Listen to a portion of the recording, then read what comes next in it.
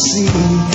TexasNationalist.com is the website. TexasNationalist.com. We're going to keep our guests about 5 minutes into the next segment, then I'll do that news blitz.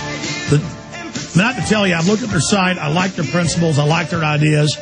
Ever since I grew up, it was we're our own country. We're the Lone Star.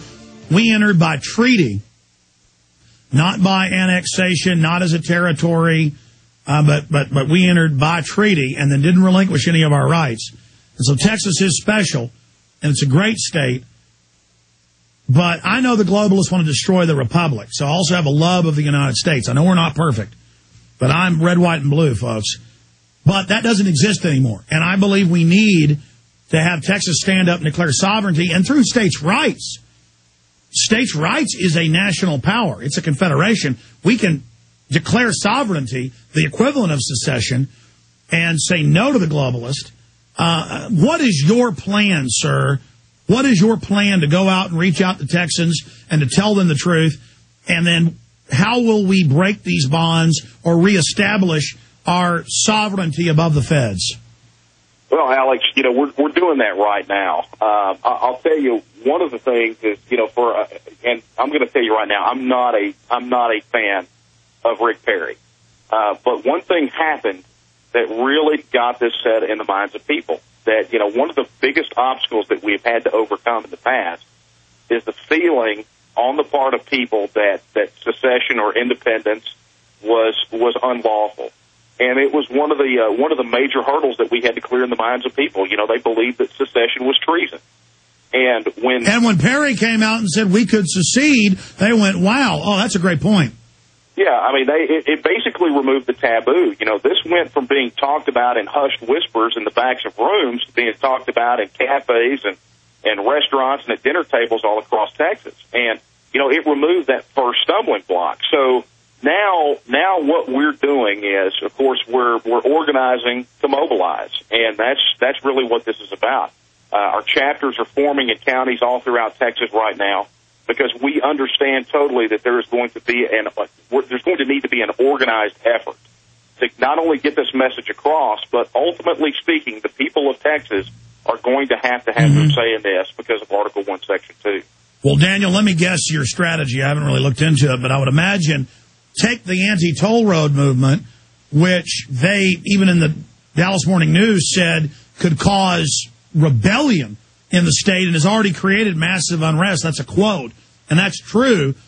As people learn that a Spanish company isn't just getting the land for basically nothing for buying off politicians, but 10 miles on each side of every road, that they're going to take it and not even give you proper value. And you've got Texas landowners getting this Texas Bill of Rights letter from the state, which says you don't have any rights. We can take your land. You take our first offer, or we just take it in 6 weeks to 6 months. You take that movement, because the globalists aren't going to stop looting us, and you start educating and you capture the attention of the anti-toll road movement, this could happen. Yeah, I mean, and we're seeing that right now. What we saw was when these tea parties and the things like that rolled around, it really flushed a lot of people out, because people are pretty angry about what's going on, and they have been for a long time. And it kind of flushed them out. But the one thing that it did was, while everyone were at these various tea parties and these various events, venting about the hell that the federal government is putting every one of us through, the one thing that was lacking at virtually every one of those was a solution. And this is what people need to understand. The common element among all of these problems that these people are upset about is federal government, the federal control, this relationship between the states that has grown into Frankenstein's monster.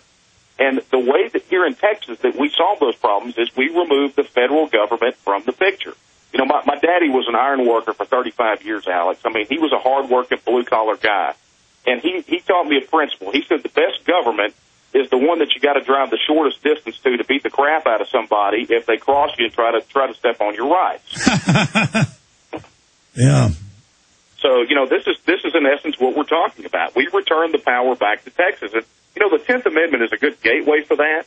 It is a good gateway, but ultimately what we're going to have is our independence. And when Texas gains its independence, when we start down this path, if anyone out there thinks that other states are not going to follow suit, they are deluding themselves. at this point, and to piggyback on something you said a while ago, you talked about the Aztlán movement and Reconquista. You know, in essence, with what the globalists are doing, Texas independence is an inevitability, and I say that a lot. But Texas independence is an inevitability. All right, explain it to us, Daniel. Explain it on the other side. Look at California, totally federalized, totally bankrupt. It's got a foreigner who says he wants to be Hitler running it. Looks like a complete clown. The feds are taking it over. It's either they take us over or we declare our sovereignty. Unfortunately, you're probably right. The question is, how are we going to do it? Everything we said came true. Everything we've done has been right. Folks are born made to wait to fly. Ooh, the red, white, and blue.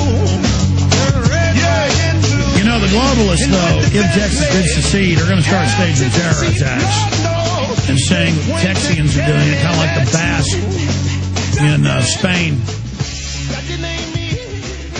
But we got to fight them. We got to stand up against them. They're going to play all sorts of dirty tricks. If this movement picks up steam, which it is, you'll see the news start giving attention to clown groups. I tell you, I like the work of Daniel Miller. Of course, I don't know everything about him or his group. But before we finish up with this discussion, with the point you were making about it's inevitable. Either we're dominated or we do this, and I tend to think you're right. I just want people to have a larger debate about this and realize all the little sophisticated nuances, you know, for themselves, from their own perspective. But specifically for my listeners all over Texas and all over the country, tell us about yourself. Tell us about your organization. You say it's the oldest. I mean, does it predate the groups we saw in the 90s? I mean, people want to know who you are. No, let me tell you a little bit about my background. I'm Texan born and raised. You know, I had a family that fought at San Jacinto. You know, so we are Texan through and through. Raised as a Texan, blue collar parents. But my folks always installed in me this belief in who I am as a Texan. They instilled this belief in me about that we had rights, and they also instilled in me a drive towards civic mindedness to the point that I ran for mayor of my hometown when I was 18 years old. And you know, the only guy with a platform, and I got trounced by the good old boy network. But the fact of the matter is, it was my first taste, and you know, I studied the Constitution as a young man, found that in it I found a lot of truth in what it said. You know, it spoke to me. It spoke to rights. It spoke to things that I believed in, freedom of speech, freedom of association, freedom of assembly, you know, and it really spoke to who I was as a person, and I got it. And so I've been engaged in this activity related to these rights since the time I was a young adult.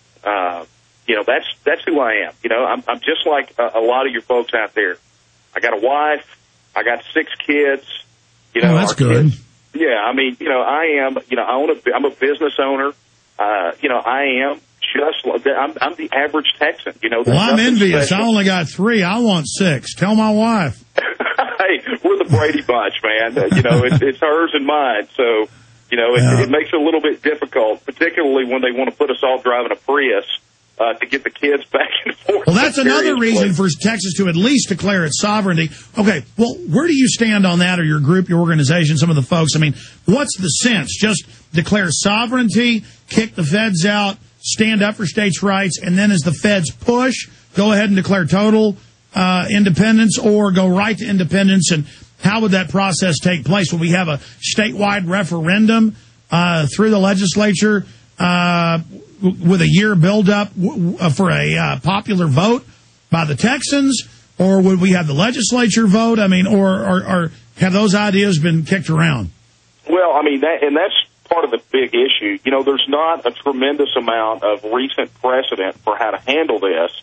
So we have to look to history, and one of the things we find, historically speaking, is there is no consistent pattern.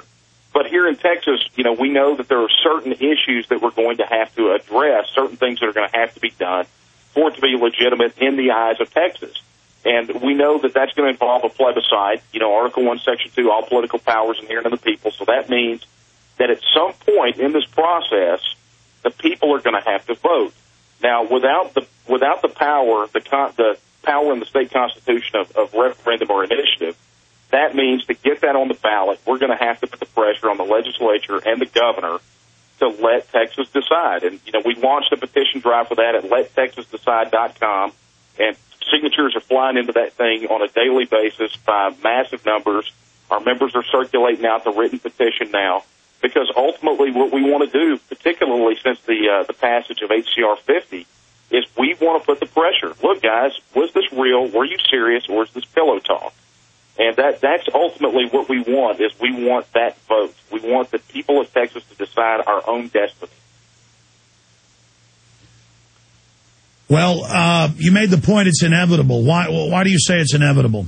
Well, Alex, because just a moment ago, you virtually mentioned that it was an inevitability. You talked about how the globalists want to achieve the balkanization of these unions. And that's the So if we don't do it, they're going to have the illegal alien Mecha do it.